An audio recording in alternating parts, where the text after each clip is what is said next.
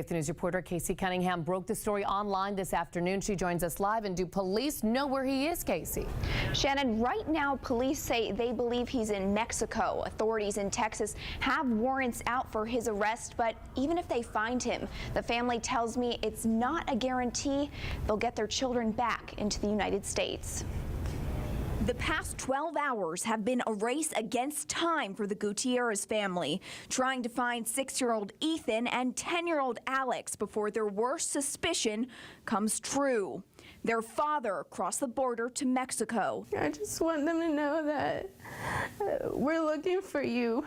You do belong here with us, and don't be scared. Cry out for help. Edgar Gutierrez, who has unsupervised visitation with his sons, was supposed to drop them off with their mother Sunday night. He wasn't answering the phone. He wasn't answering any text messages. But he never showed, and a threat he made against their mother appears to have come true. He was threatening me that before, if I spoke or say anything, that he will take the boys down to Mexico.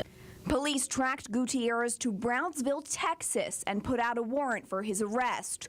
Multiple state and federal agencies are searching for Gutierrez and the boys. But even if they find them, getting them back to the United States is a process. The family will have to complete an application through the Hague Convention to get Ethan and Alex back. This is a strange thing for us. We don't know about this. We need someone who knows. Ethan and Alex are United States citizens and don't speak any Spanish. Their sisters tell me they know this feeling well. It wasn't long ago they were new to the United States. I was 7 years old, so I was just about Ethan's age. It's scary. Once they're located, a judge will decide where the boys stay. Until then, the family is waiting and praying. We love you so much, and we just want you back in our arms with us. In the bathtub of the world, local legends. 10 years of robotic mayhem. Titles you've never ever heard before. A small town, one big city doctor, one huge lie. Storylines you couldn't dream of. It's the small town video store that had it all. You never know what you're going to find. I mean, that's it. Owner Todd Brashear hasn't changed much in the 18 years since he first opened the store. But in that time, spinning discs turned into digital streaming. I wouldn't be surprised to anybody to hear that a video store wasn't doing as well as it used to do, you know, based on technology. So Wild and Woolies decided it's time to roll the credits on their story. A sad ending scene for their most loyal customers. Yeah, it's sad, you know, but it's, you know, it's change. Because whether it's a big hit blockbuster, I found the Aztec mummy here. I'd never heard of it.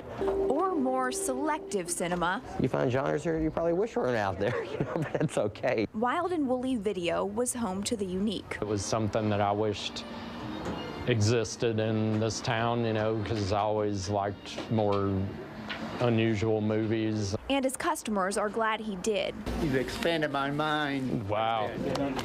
As customers empty the shelves, finding their last bargain treasures. $16.88 altogether. They were hoping for an alternate ending. But like the end of every movie, it's time to fade to black. Inside the Post, it's all food, friends, and drink. It's one of several restaurants and bars that have popped up in Germantown in the past year.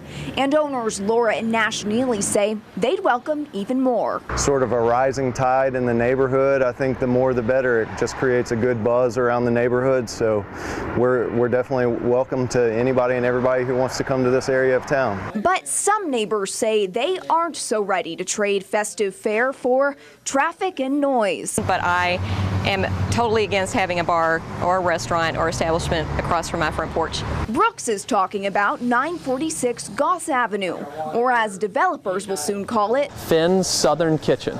Underhill Associates, the property developers, are working to bring the new restaurant to the new Germantown Mill Lofts and surrounding area. When neighbors found out they'll soon file for a permit for outdoor alcohol sales, it brewed concern. The lack of communication is huge, huge. And they shared concerns about traffic, noise, and parking with the developer at a meeting Monday night. How's this going to affect our parking? The developers say they're hoping most will walk to the new place. And as for noise, there won't be a bar outside, just the option for folks to order a drink outside with their meal. But for these neighbors, they're hoping a new business would come in the form of something different and something quieter. An antique shop would be nice.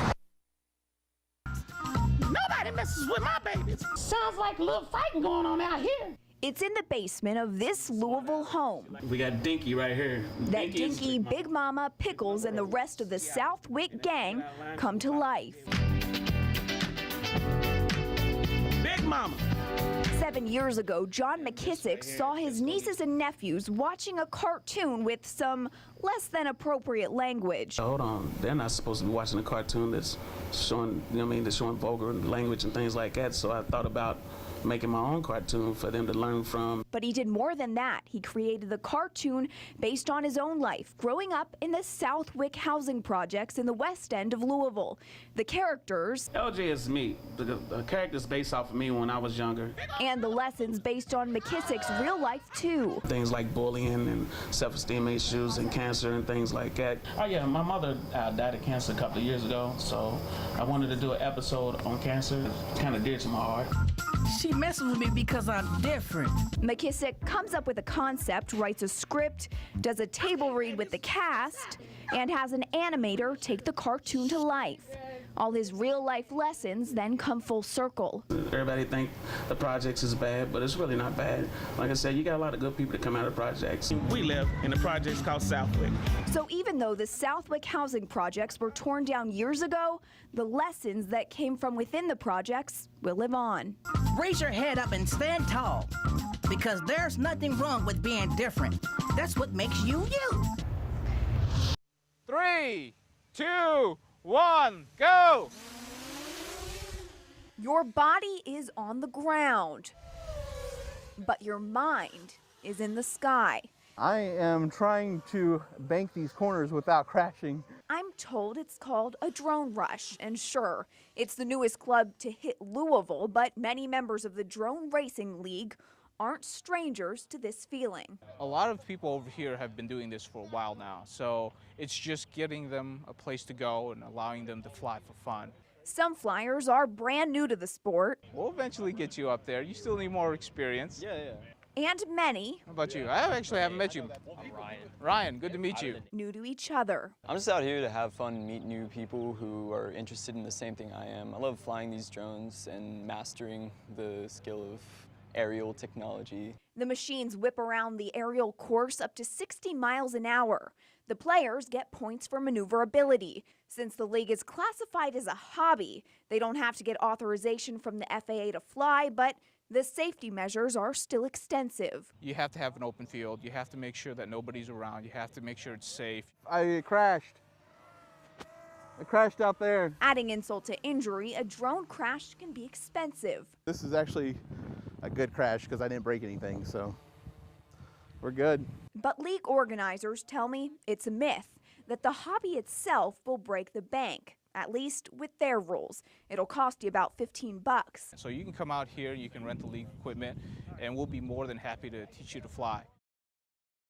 At a time. I met him for a girl who actually one of her family members was going through breast cancer at the time. And now celebrities across the country are starting to take notice, reaching out to Andretti on Instagram and requesting his custom kicks. Young Buck, Tamar Braxton. But his designs weren't always catching the eye of the rich and famous. And all the time I didn't have, the money to go out and buy things that I wanted, so I had to use my creativity to, to keep my style different from the rest. And after violence in the Russell neighborhood took the life of several of his friends, throwing his time into his shoes gave him an outlet, as far as keeping me out the streets and stuff like that. I didn't want that lifestyle for myself, so I kind of corner myself into trying to learn something that could take me somewhere. So, and this is what I got into, for real. Now, along with creating shoes, Andretti is also creating a new message for kids who grew up like him. You know, you don't have to become a product of your environment, but you know, you can.